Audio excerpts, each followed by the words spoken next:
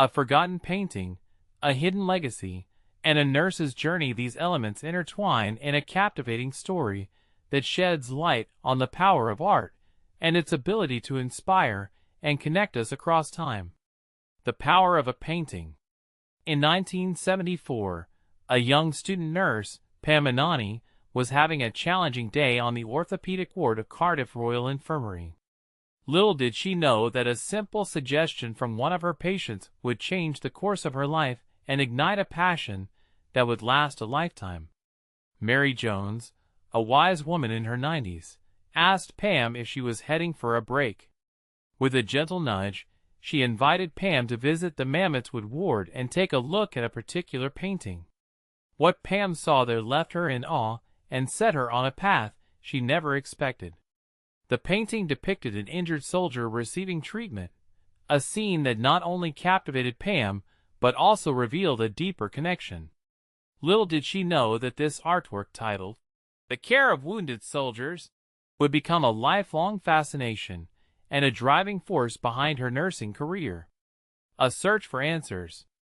As the years passed, Pam's fascination with the painting grew.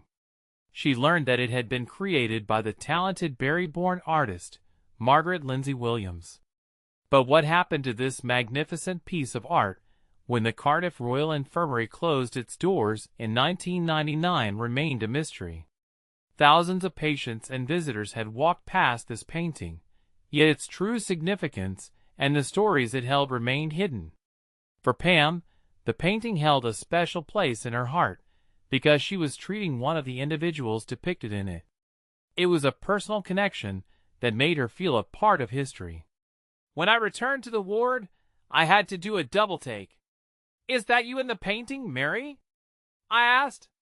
She confirmed, and her words resonated with me.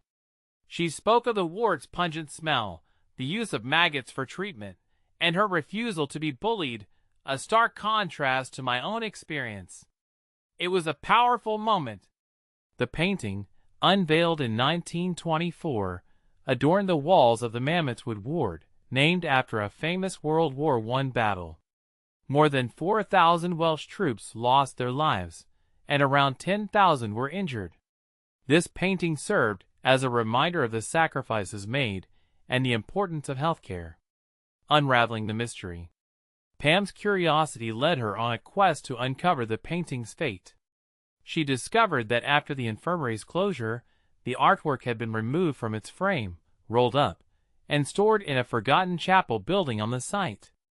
It was by sheer chance that a former nurse, Mary Reed, stumbled upon it during a final visit before the hospital's proposed demolition in 2005.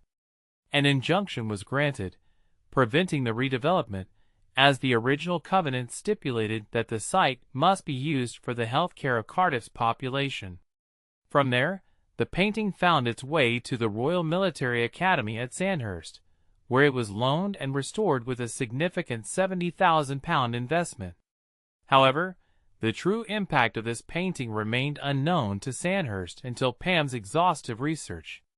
She delved into government and NHS documents, local newspaper cuttings, and uncovered a wealth of information. When they received it, the painting was unrecognizable from the one I knew. No wonder it was hard to define, and the cost of restoration was justified. I connected with their curator, who shared the story of how it ended up at Sandhurst. He was eager to learn more about the individuals portrayed. Pam's research revealed that the painting had been commissioned by Sir William James Thomas, a coal and railway magnate depicted in the artwork, standing beside the matron at the foot of the bed. Inheriting the Great Western Railway and the Inisher Standard Mines, Sir William dedicated his fortune to improving Cardiff's healthcare, establishing the first medical school in Wales. The other figures in the painting include Matron Montgomery Wilson, a veteran of a Boer Warfield hospital, Sister Mary Jones, Pam's patient in 1974, Private B.J. Davies, a Welsh soldier evacuated from the Western Front, and Senior Surgeon Lt. Col. Philip Rhys-Griffiths. The artist's legacy. Margaret Lindsey Williams, 1888 to 1960, is renowned for her portrait works, which may explain why this group scene had faded from memory. Growing up in Bury, Vale of Glamorgan, she studied at Cardiff Technical College, winning a gold medal. She later attended the Pelham School of Art in Kensington and the prestigious Royal Academy of Arts, where she studied under the renowned portraitist John Singer Sargent in 1906.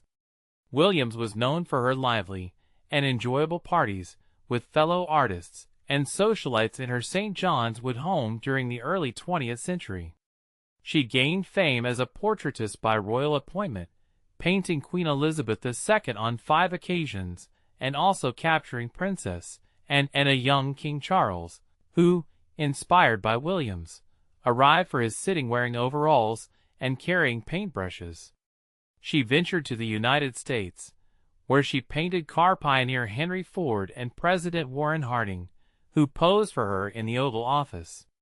One of her more avant-garde pieces, The Devil's Daughter, is said to have influenced Black Sabbath's early albums, while she also painted the Welsh musician Ivor Novello.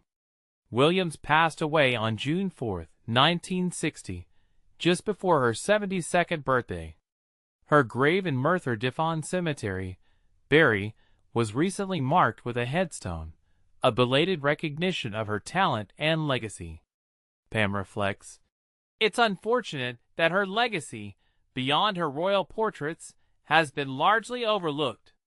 Equally, the message she conveyed about the futility of war seems to have been forgotten."